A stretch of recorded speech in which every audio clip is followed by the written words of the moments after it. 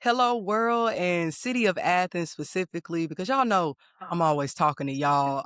I'm sitting here. Well, first, before I go into that, I want to set the table. So, Athens 2026 mayoral race was one of the most interesting races, I'd say, in the city's history. There were 5 candidates, and 3 of those candidates were women.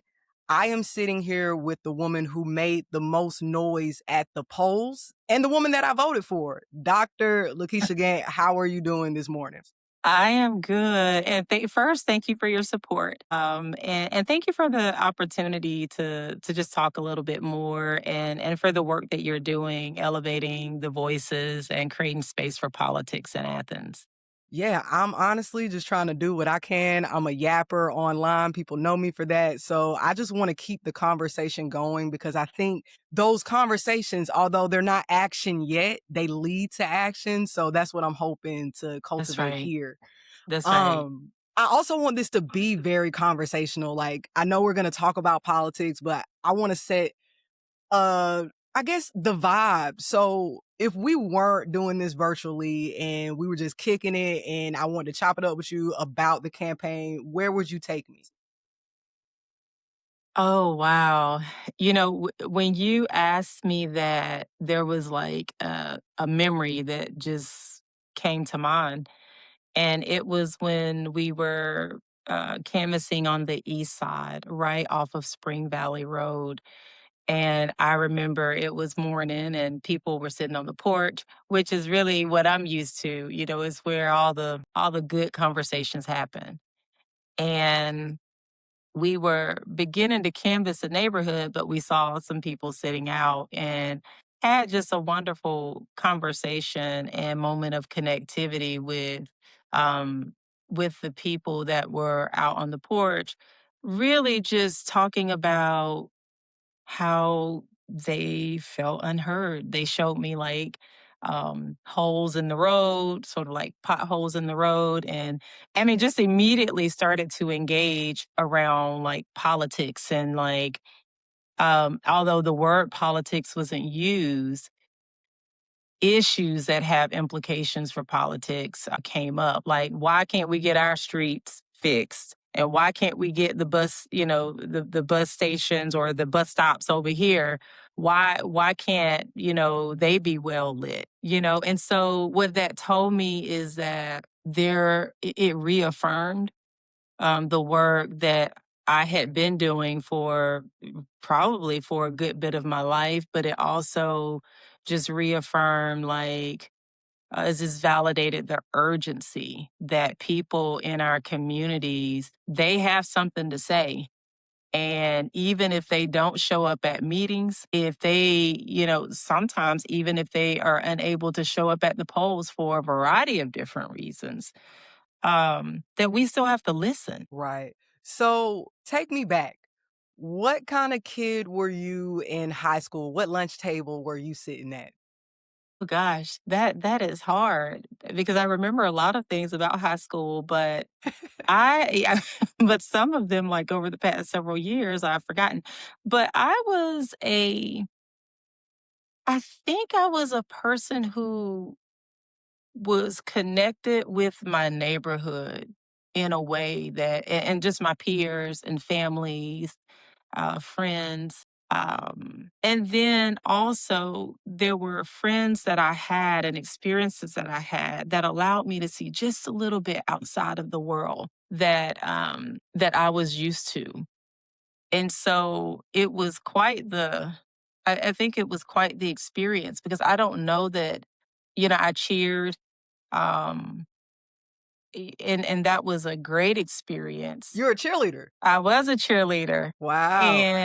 and that gave me like it was sort of this window into a world that was not quite my own.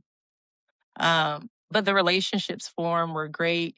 To this day, there were people I cheered with whose parents, my mom was working a lot. She worked probably over full time. And so, moms had to fill in, if I needed a ride, then I knew that there were people that I could ask for a ride. If I needed, to be able to stay here for this amount of time or needed someone to drop me off at work, you know, I had that.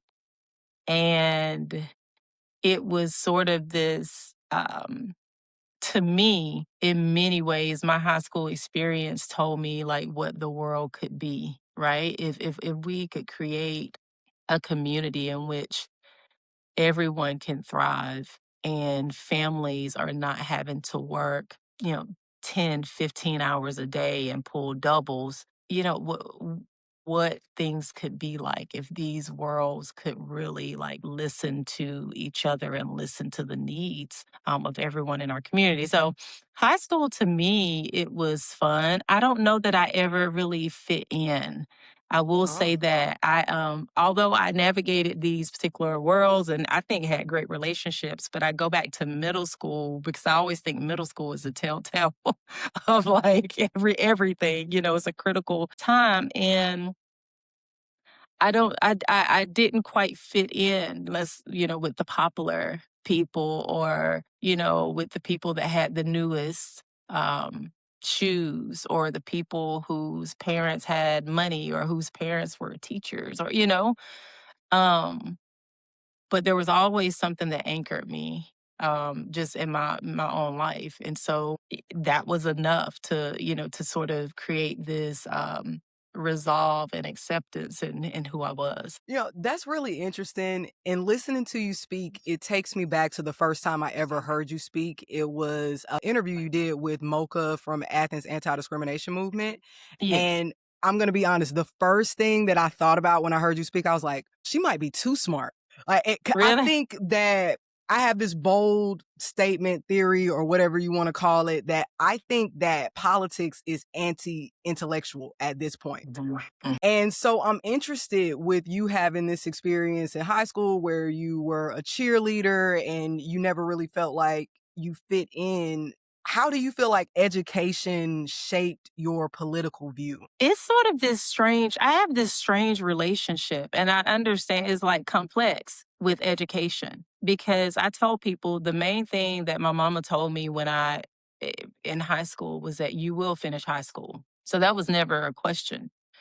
Um, and I shared this before, but I never knew I was going to college. It was sort of this thing where, people in some of my circles were applying to school, and I was like, okay, I guess I'll apply to schools. I had never done a college visit, like an official college visit for the purpose of like going, to college. And so to me, education was always met with curiosity.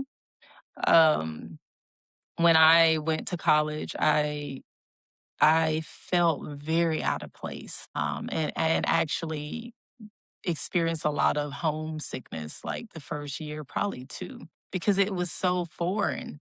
It just like I had no idea what a registrar's office was. What is a registrar? Who is a registrar, and what do they do? And what do you mean I have to go to the registrar's office? And an advisor, I couldn't quite like understand like the exact role that advisors played. And so to me, education was always met with curiosity of like, I wonder, can I do this? You know how you just sort of like dip your toe into something, but you're not fully confident that you can do it.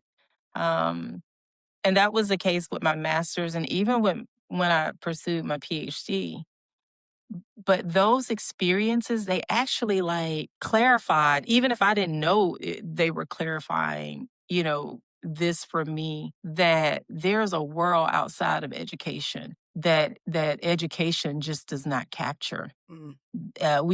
They may capture it with research, may capture it with theories, but those are sort of the best efforts that they have, but it doesn't resonate. So if anything, it like these things fueled my desire to like stay connected and anchored with the communities that I knew had shaped me, and and regardless of what I did, whatever wherever I was sitting, to one, unapologetically be myself, but two, create space for people that are unheard, that live totally different lives. And so it's always sort of this thing, when we talk about education being like the great equalizer. And I don't know that that is the truth quite yet.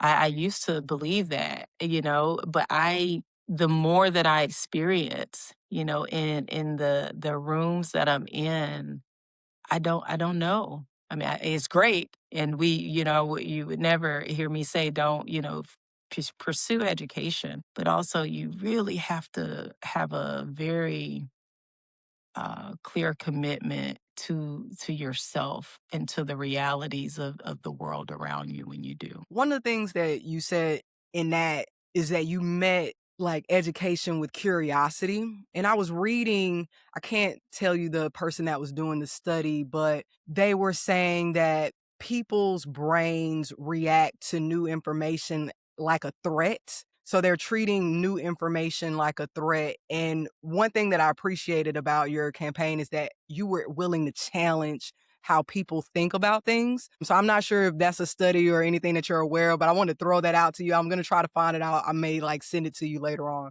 But moving Yeah, into like your yeah, campaign and your journey. So your opponents, many of them had already ran in a mayoral race before, or they were a commissioner, or they have some type of political power. They that's have right. fundraising networks and just political relationships. You were building a lot of that in real time.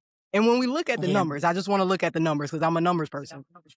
According to WUGA, Tim Denson finished with 9,638 votes, Dexter Fisher 6,918, and you, Dr. LaKeisha Gantt, had 5,553 votes. So that's like a 1,300 or so difference between you and the Hmm. person in the runoff. Hmm. That and again, about 4,224 more people voted in Athens in 2026 than they did in 2022. Hmm. Hmm. You like to say that you brought out people who don't typically vote. When you hear that information and you think about the people who actually voted for you, how would you describe the people who voted for you? And what can you say about those numbers and how you stack up against vetted politicians? Yeah, I think it's a lot of different things. And, I'm sort of talking as I'm thinking through your question. And we're trying to gather information so that we can draw a few more conclusions about the individuals that voted for me and other candidates. But just from the feedback that we've gotten so far outside of like survey data, I think many of the people that voted for me, it's a one, they know something is inherently wrong with how we do politics. And that could have been like nationally, locally, but they know that something is inherently wrong. Two, I don't think there was any small number of people that voted for me that felt that local politics had not represented them in an effective way.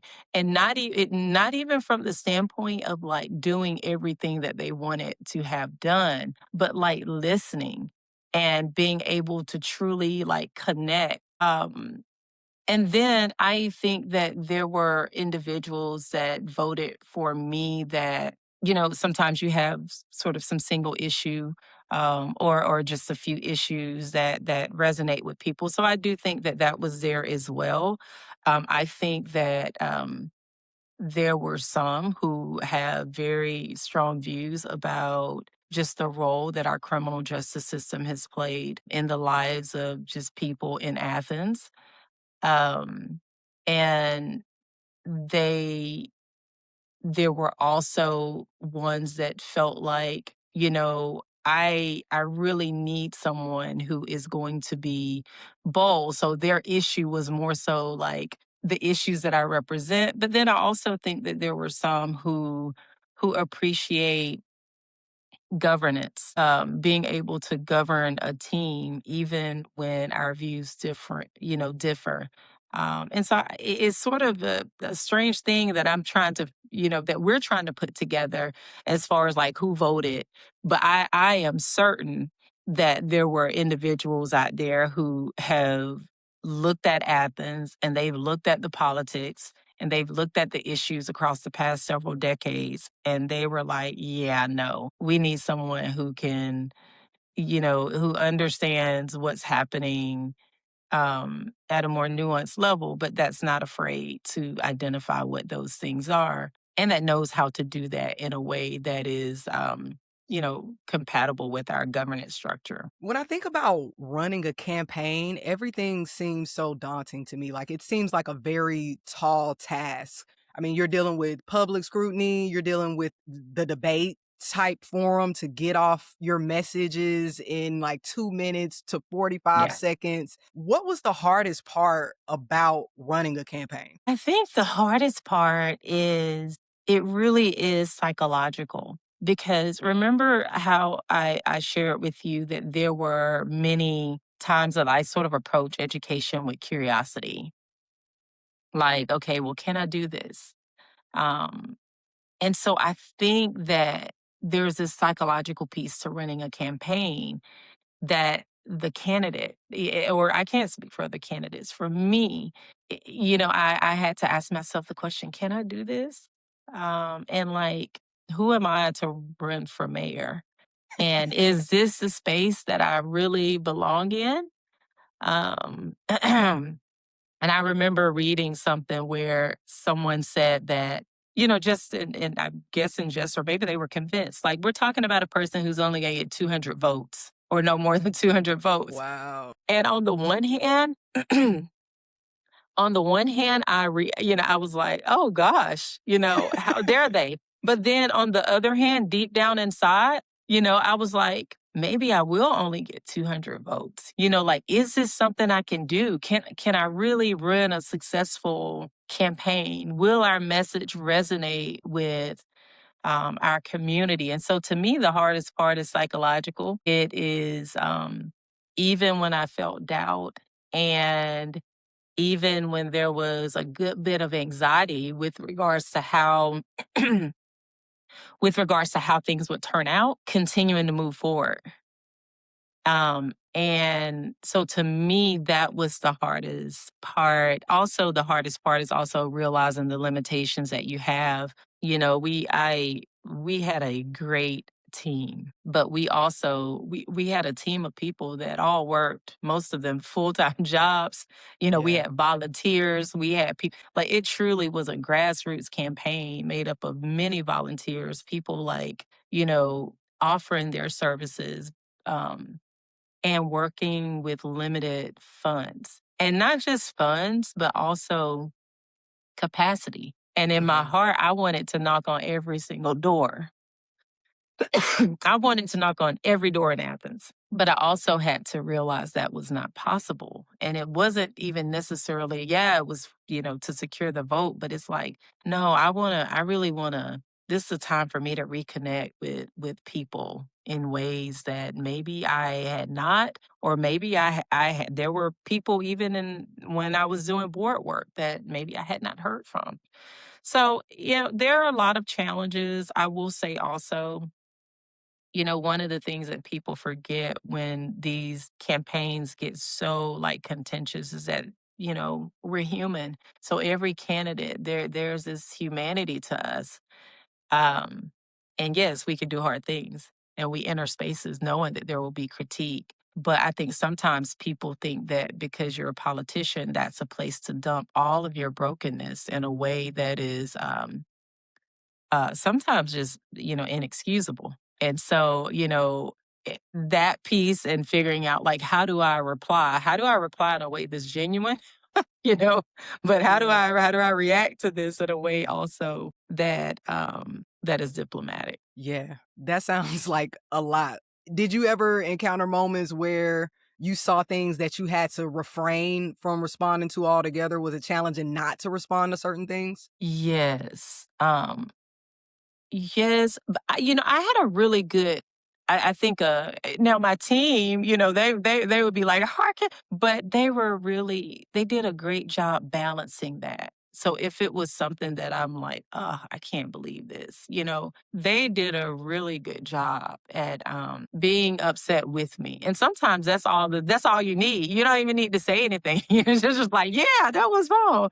And sometimes, I think, the good part about having people that you've known for a while is that they tell you the truth and they say, yeah, no, you don't need to respond to that, or there might be a different way to look at this. And so, yes, there were definitely times where I would see things and think like, wow. And inside of my head, I just go back to like, what are the motives here? And then there were some times that, in politics, what I've learned is that sometimes it's a variety of different reasons that people support the people that they do. The issues, maybe they look at the experience, but maybe also they may have an axe to grind with like your opponent. And being sure, one of the things I tried to do even when campaigning with my opponents is I try not to go down a path if I felt someone had like an axe to grind, or maybe even if I saw some of the same things, really trying to temper that and listen, but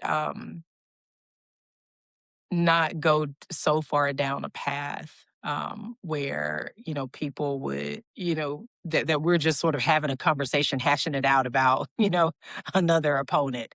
I wanted to be sure it was something that if it was an issue with their leadership, I'm going to listen to that. But it's just a fine line when you're out, when you see these things, and you want to respond and you want to say something, and you have to. Sometimes you may respond, but other times you know that it's probably not appropriate. One of the things, or another thing that I appreciated about your campaign was your willingness to say the quiet part out loud about UGA. And you really wanted to, or show that you were willing to address UGA directly. What responsibility do you think UGA has to Athens, and what specific actions would you want to see from UGA to show that they support the residents of Athens? So let me say this: the University of Georgia is a reputable institution. They've built their reputation. And I also have to tell people I received my graduate degrees from the University of Georgia, and so this is not me thinking that UGA, that we need to deepen that relationship. It's not something that is meant to hurt UGA. But if it does, then we have to ask why. And so when you ask what responsibility, UGA has a significant responsibility. Significant.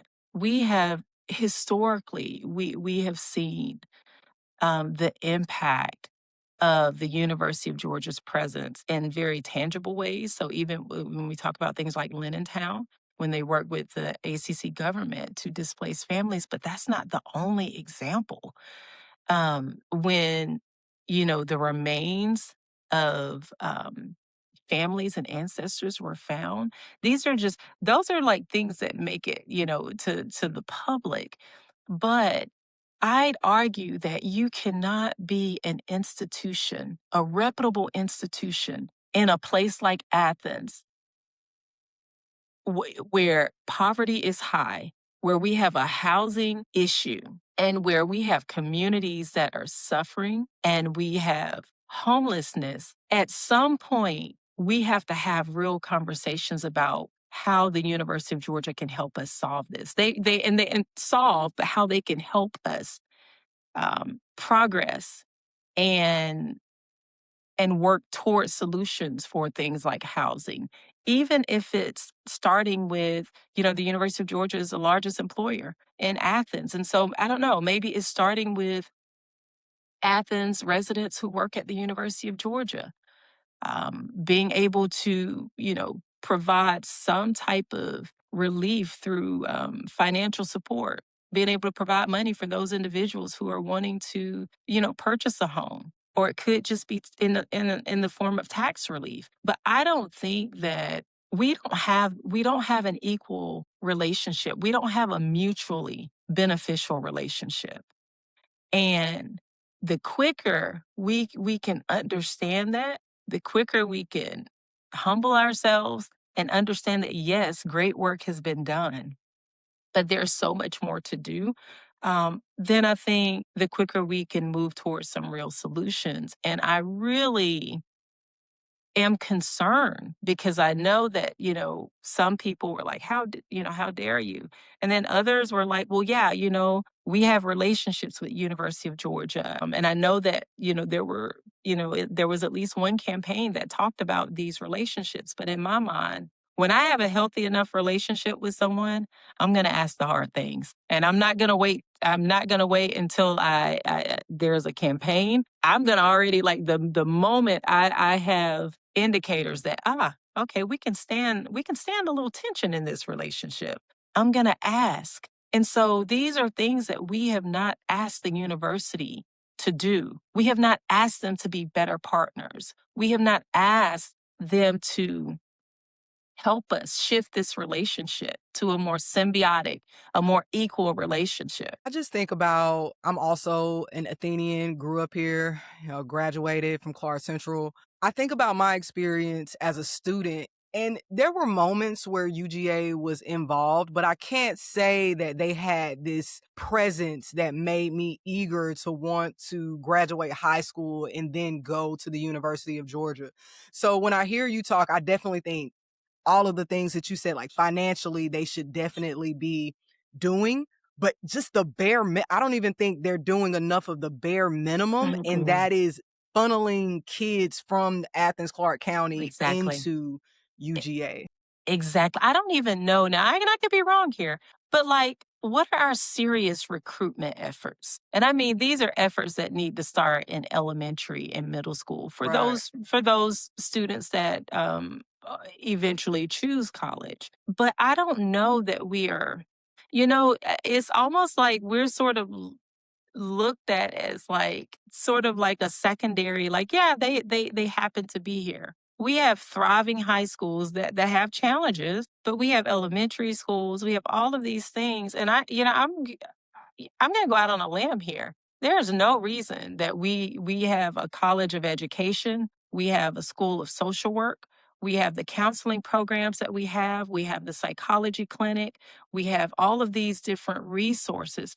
There is no reason that the University of Georgia itself should not be at the table. Like, this should not be something even that the community is having to advocate for. The university should be saying, "Hey, whoa, we have an abundance of resources financially, educationally, and otherwise. How can we actually strengthen the community of Athens?" And so, to your point, Cassie, I don't, the closest I think I got to campus as a little girl, and I didn't really know I was on campus because I was in the Five Points area, but it's when my grandma cleaned houses, and one in particular, a family that she worked for a long time over in Five Points. And we would walk in the back of the house, like in the backyard during game days. And then we would go to get ice cream. And at that point, it was like a fire station that was located in a different place, I believe. And you would see all of these different people, and you sort of knew that there was this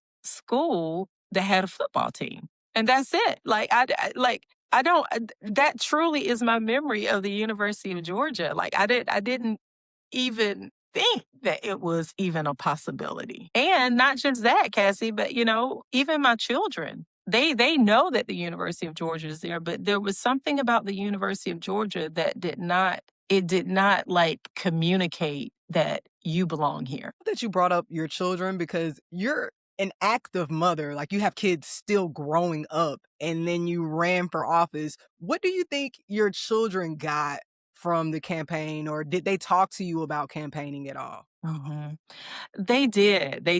And, my oldest two are, not home. And so they're in the Atlanta area. They're young adults. And so we definitely talked. But I would say the younger two, one just turned 18, the other 13. They got to see in real time, and, like politics. And they had an opportunity to be a part of my Board of Education campaign but I think they really got to see like the good, the bad, and the ugly, with politics. And it was an opportunity for me to talk with them about the good, the bad, the ugly, and the importance of the issues. Like just driving home, you never get to a place where you feel that you have made it. And so you have no responsibility to your community. And that's not just with politics, that's wherever you are.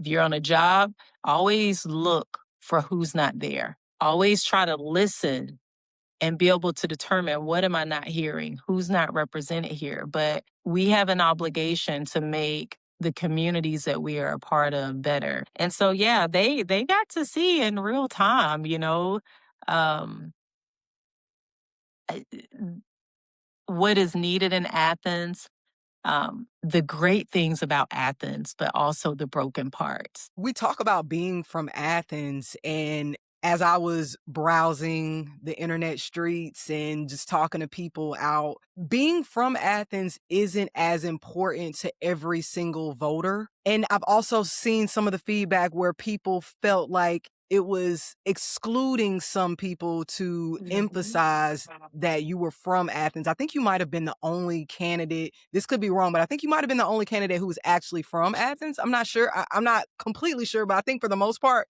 at least for the Mhm. people that are in the runoff, you would have been the only one from Athens. So, what do you think about when you hear that type of thing? Do you reflect now and see how it could have been excluded, like how you could have excluded a group of people? I think it's sort of twofold, Cassie. On the one hand, I heard that and I heard it early on. And it came in, your people would say, well, are you going to be a mayor for everyone? Or what about those of us who have, maybe we moved here and found Athens to be, it's now our home. And the answer to that was, of course. Like, of course. Because when you're in a governance position, you understand that you represent the people that voted for you. You represent the needs of the individuals that did not vote for you. You represent the issues and needs of individuals who could not vote for some reason. But then on the other hand, I have to be honest. I think about all of the communities here who have felt the same way, who have said, gosh, what about us? Right? I think about people that are part of our disabled communities who've thought like, gosh, what about my child? Like, why can't they participate in this particular leisure services thing? Or people that family with holes and potholes in their road. What about us? Um, Poor communities, like saying, what about us? Black and brown communities, what about us? And so I would not be honest if I told you that validated the reason that I needed to be running. There's an element of privilege that's associated with people when particularly if there are communities where a good bit of their needs have been met.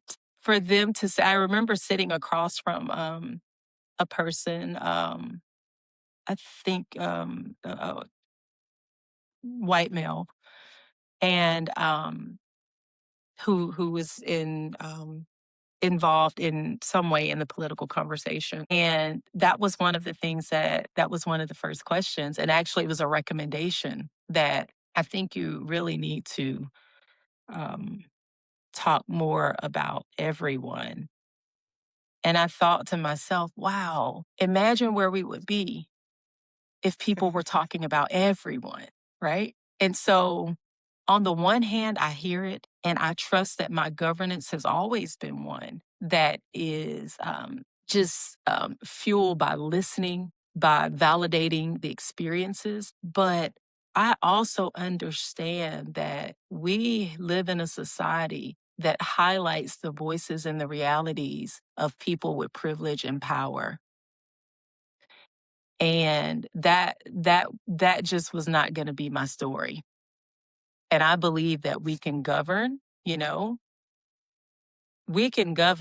and as I have effectively while validating the experiences of different people, diverse experiences, but also really trying to prioritize the needs of communities that have been overlooked. And if that was the people that were from Athens, then, when people said, gosh, I grew up here, but it's just a different place and no one listens to us, that was always the fuel to say, yeah, you're right. This kind of segues into what I want to talk about next, and that is the live stream reflection. I don't know if you know that kind of went viral in the streets. You gave part one of your thoughts at the moment as you continue to process and decompress after running in the race.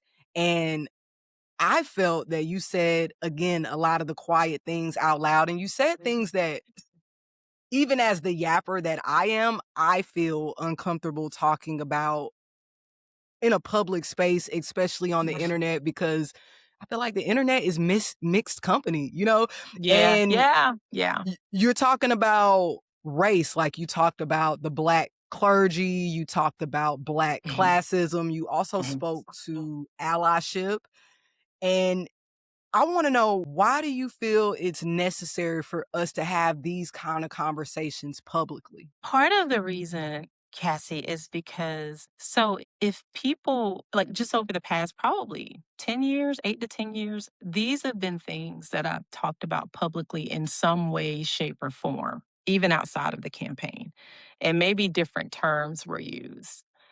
Um, but what I've learned is this. So it really counters a little bit what I typically would do, what the younger version of me would do, right? Because I still value speaking directly with people. I also believe that when you have a problem with the person, you go directly to the person. Um, and and so this doesn't exclude that. Oftentimes, if I've had problems with individuals that fall in any of those categories, I don't think this would have been their first time hearing it. But here's the thing. It's not necessarily a problem with the person, it's a problem with dynamics, the political dynamics and groups, sort of what we've created. And to me, if we don't name things, if we don't name patterns that occur in public, because a lot of these things, it would be one thing if they just happen in private, but they have public implications. If we don't name how this culture of thought is problematic, then in some ways it reinforces like silence is a powerful thing because it can be a tool when you're working with an individual person to promote more insight, but it also can actually, when you're working with systemic issues, when you don't name things, if you don't name something as a problem, then how do you start to address it collectively as a problem? And so I I'm gonna be honest, I don't think I anticipated that people would have such a strong reaction because if you put together my past, particularly in 8 years in local politics, there's been things that I've sort of talked about and even before then based on my work in schools. And so when I started receiving calls from people saying like I haven't watched it, but I heard that you were talking about preachers, or you were bashing preachers, or you were doing this, and there was a great opportunity for me to have a conversation, about the importance of first listening to it for yourself, but then also receiving feedback because I still think that I have to be in a place where I receive feedback, regardless of how painful or uncomfortable it is, and reflect on what is being shared with me, and to be intentional about if there are any things that I need to shift. And then also the things that I'm pretty certain, not because it's something magic about me, but because I know that I've heard it from enough people who don't have the platform or who don't feel that they're empowered enough to say it. It's also important for me to then reiterate those things and reiterate ways that we can change. Um, and so, yeah, that was sort of I think that was unexpected, and I know for certain that there may have been people that were offended. I would argue that the things that offend us, just like I had to do when I would look at things and be like, oh gosh, the first thing I have to look at is myself. I may not be ready to look at myself, right? When we lost this election, it was painful. But the first thing I have to look at is myself, our strategy, our dynamics, the data. And no one person or no one culture or group of people are beyond reproach with regards to their politics. And so I will reiterate that when we enter a political space, we have to be ready for the political critique. And it is fully inappropriate in 2026 for a group of males to enter into a political space and exclude women. You can ask me 20 years from now. That won't be the thing that I will say, oh, I was wrong about that. I think times have suggested that we should be further along than that.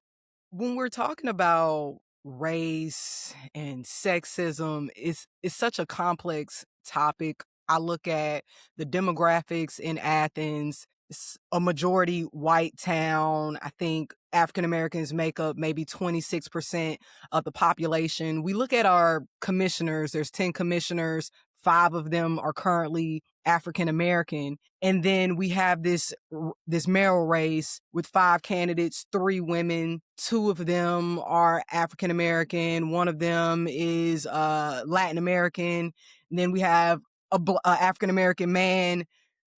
What role do you think race played in this mayoral race at all, or what role does sexism play in this? Like, how do you unpack the way the race went in under that lens?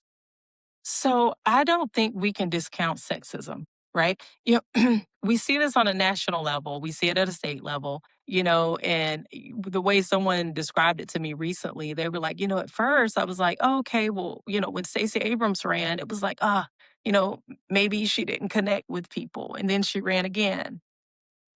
And then, you have different people running. Currently, we have our Democratic, candidate, Keisha Lance Bottoms. I don't think, and let me say this, particularly in the large community, like across races, and that includes the Black community. I don't think we're realistic about the role that sexism plays. There are still people who do not believe that women should lead. They do not believe that. They believe that if there is not a man who is over that woman or who is at least balancing that person out, that the leadership of a woman is out of order. And I truly think when we don't acknowledge that as an issue, we don't do it justice to be able to move forward and challenge some of those beliefs. And in large part, I think that's what we saw with the clergy. Now, I would not go as far as to say these individuals do not believe in women leadership, but I will state the facts that somewhere in a circle of people in Athens, Georgia in 2026, it was okay for an endorsement to come forward that did not identify a clear process, and that did not include women clergy even. And so I think, Cassie, I think we underestimate the role of sexism. And then I think that is like sort of made even more complex by race entering the situation. And sometimes with Black women, again, it's the quiet part out loud. People feel that, gosh, they are, a Black woman is in this particular role they're too bold. They're not polished enough. They won't walk the straight line, right? I can't quite figure out which way they're going to go. And in other words, I can't control this person to the degree that I need to be able to. They're not predictable. And I think until we talk about that, Athens is this blue dot in like a sea of red up until you get to, well, maybe Gwinnett and maybe the Atlanta area, Fulton counties and things like that. But we're still in 2026 On the one hand, some people celebrate us as the most diverse and the most inclusive, but we still sort of struggle with this particular thing about woman leadership. But the issue is it never shows up like that. It shows up in um, questioning abilities, questioning skill sets, and questioning leadership capabilities. And so it's a cover oftentimes for some of the biases that we still hold that we have not explored. And for those that are listening who may not know, from what I understand, the Black clergy is a group of religious leaders in the Athens area. Would you say that's accurate? Yes, from what I could see on the picture, I do. Yes, that's correct. So for me, as a person, I grew up Baptist. I wouldn't say I subscribe to any religion right now. I'm not even going to dive into, I believe there's a God and all the things, but I would not say that I'm a Christian or anything. For Okay. me, I have an issue with religion in politics. And I believe that there's this concept of separation of church and state for a reason.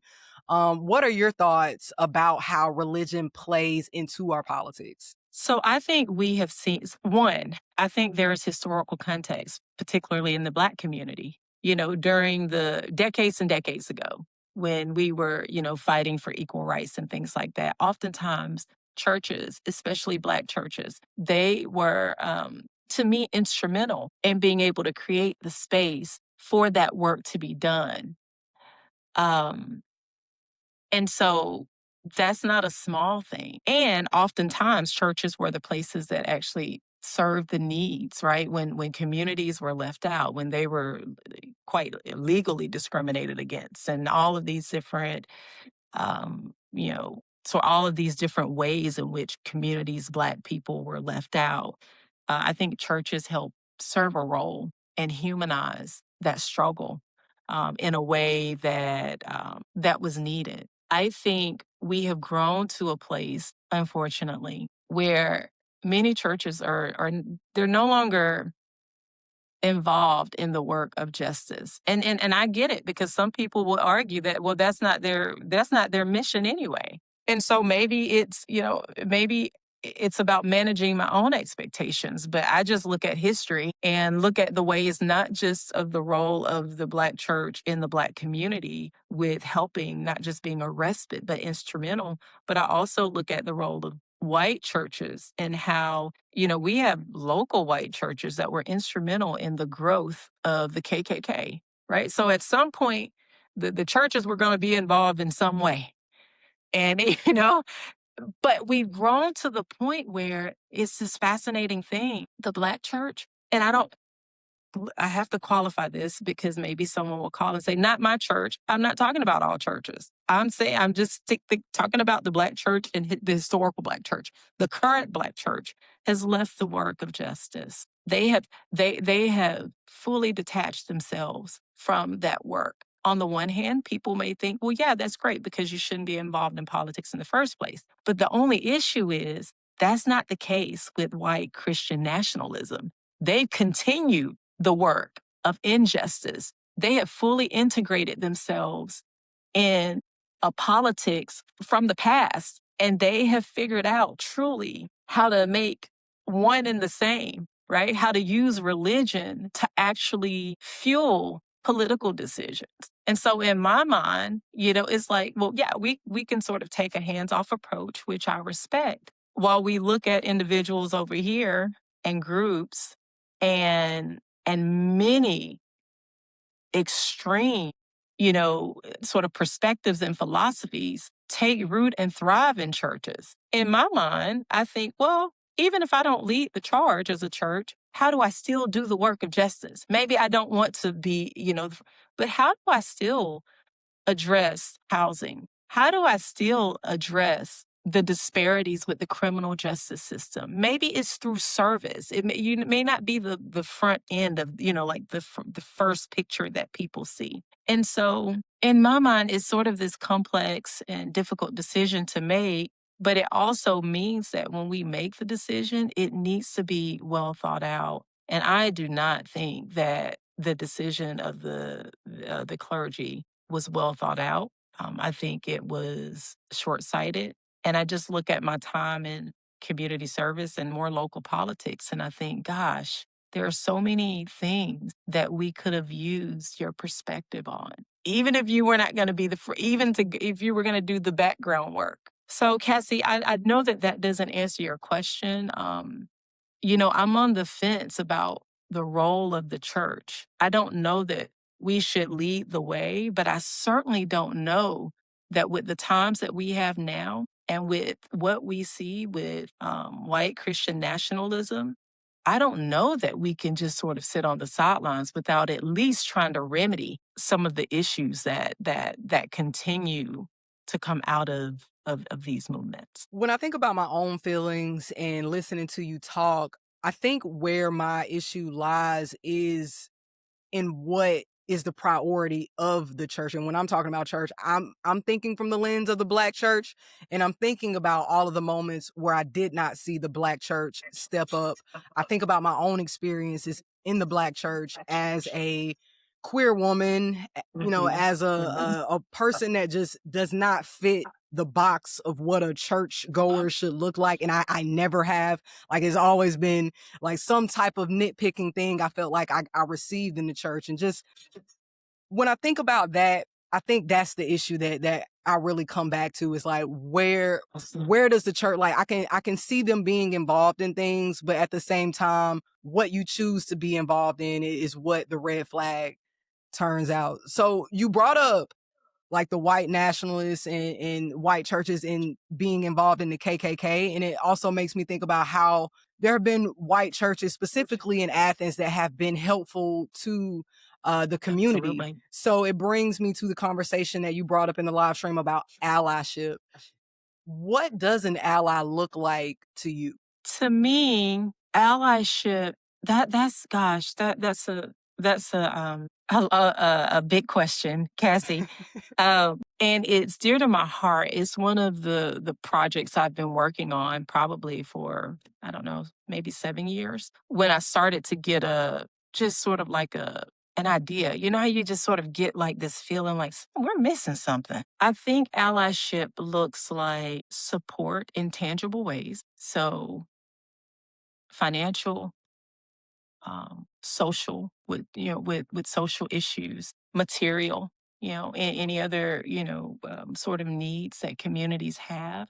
But this is the thing that I believe is missing with allyship often. And these aren't necessarily tangible things, but they are more like sort of dispositions or maybe characteristics. I think there's a level of humility that has to come with allyship, and that level of humility to me means that I am willing to work beside this group as they advocate for individuals or need material needs or financial resources. I'm willing to work behind them. I'm willing to work behind the scenes. And if that humility includes silence, sometimes I'm willing to do that too, because I need to understand what perspectives are missing. What am I missing here? And so to me, one of the those are just some of the things. But sometimes when I am speaking with allies or I don't know, doing other work or have done other work with like therapists and other people. Sometimes a person, we have to go back down to the basics. And one of the things I ask people is, how much time do you spend? Like, if you're an ally, how much time do you spend with Black people?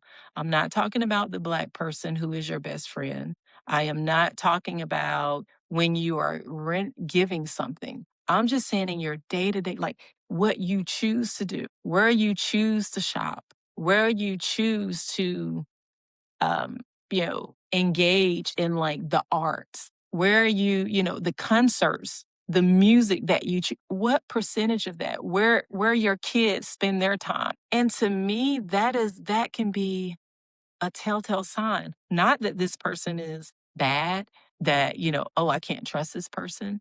But what it tells me is that there are probably some perspectives that are missing. And in Athens, there are way too many allies whose worlds look just like them racially.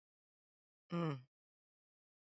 That is a problem. And I'm not saying that's a problem because I lost the election. I'm saying that's I'm saying that's a problem because it's been a problem. I think it was 5 or 6 years ago, and I may be off with the time that I spoke at the Universalist Church, and the general topic was everybody is an ally in the classroom. In other words, it is very easy to be an ally when you are around other allies. But the work comes in, what does your life look like? What do your everyday choices look like? And what is your approach? What is your disposition when you are working to secure justice and when you are advocating for issues? And so I think we have an issue. And what that means is like, it could be fine, we can continue talking about this issue. But I think what that means then is that we lack a bridge to be able to work together truly where communities feel heard and communities feel like they can actually work together to tackle some of these issues, be it sustainability, be it immigration issues, be it criminal justice issues, within our community. And this, I don't want to speak for everyone, but we don't necessarily always expect you to do the work for us, but with us. Mm. Man, there's so many things that, like you said, that I'm like, we could have a whole different conversation about this one thing, but I want to be respectful of your time and I want to make sure I get this question off because this is a question that I've been getting a lot since I've talked about politics on my social media platforms. The people want to hear from you. And I know that you're still processing and decompressing, but can you tell us maybe a little bit about where you are in terms of the runoff election? If you have any thoughts on either of the candidates, what do you tell the people who supported you who now don't know where to go when it comes to voting? So the very first thing is vote. There is, it's very important that we continue, that we show up. And this happens in politics. Sometimes the person that you really want to be in a position, oftentimes it may not be your person, but that does not mean the issues are not important. So first of all, you have to show up to vote. I've heard from people who have said we're writing your name in. That's a whole different conversation for us to have, Cassie. Um, because at some point we would have to look at that as an act of resistance, right? I'm going to vote, but I also understand that the person whose name I'm writing in, LaKeisha, is not going to be mayor, right? But I'm not confident in either of these. But I want to be able to sleep well at night knowing that I didn't compromise on issues. Okay. Which is fine. I also like to encourage people to interrogate the platforms of the remaining candidates.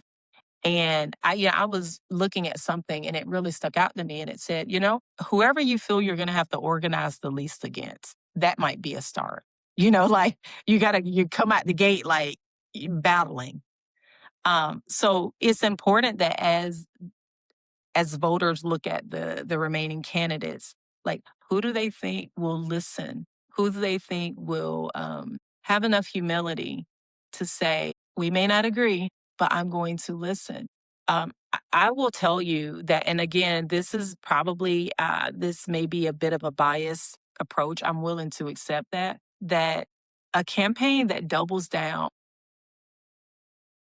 on the role of law enforcement when we've had decades truly of Black people, poor people, brown people being exploited without accountability. I will say that concerns me. It concerns me because honestly, I probably know so many people who have been impacted by our local criminal justice system. And that to me is a concern. And so it is really important that we don't get so far into identity politics, right? When I was running, sure, it's great that I'm a Black woman. That's not nothing. That's very important.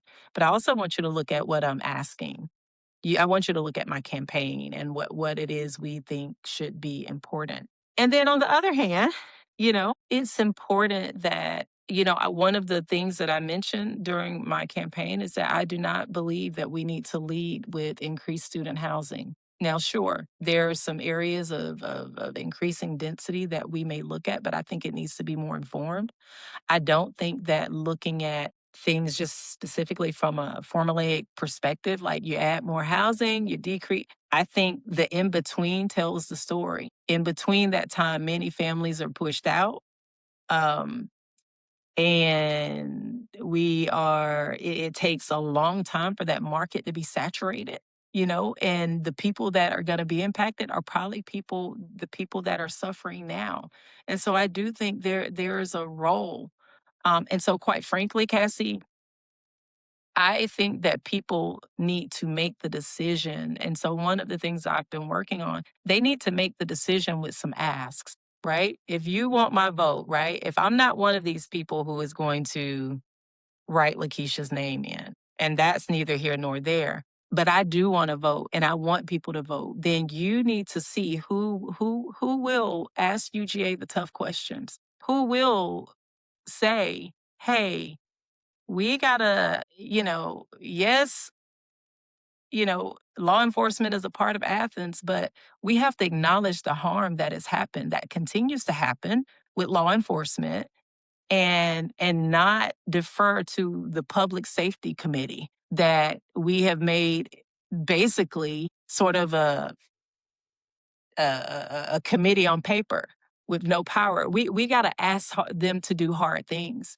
We have to ask, campaigns to say, no, I don't want you to prioritize student housing. And sure, I want bus services expanded, but can we also prioritize covering the bus stops that we have so that individuals don't have to sit on the ground while they wait on a bus? Can we also prioritize our leisure services for children who have disabilities? Can we also be sure that all of our children, especially those that are at risk, have access to our rec and leisure programs? And so, regardless of which way a person goes, I don't think that people should just have your vote just because they're the most progressive, or just have your vote because they're the Black person. You can be Black when it's convenient, right? There are a lot of people in the world who are Black when it's convenient. And there are a lot of people that are progressive in name, but you follow up with actions and you're like, gosh, these are gaping communities that are left out. So that doesn't say who, but I definitely think they have to demand some things. They have to ask some things of the remaining candidates. Well, there you have it, folks. I take all that to mean y'all got homework to do. Y'all got to Yes. figure it out. Y'all Yes. have work to do. The work does not end. Is there That's right. anything else that you would like the people to know where you're headed, or any message that you want to get out right now as we wrap?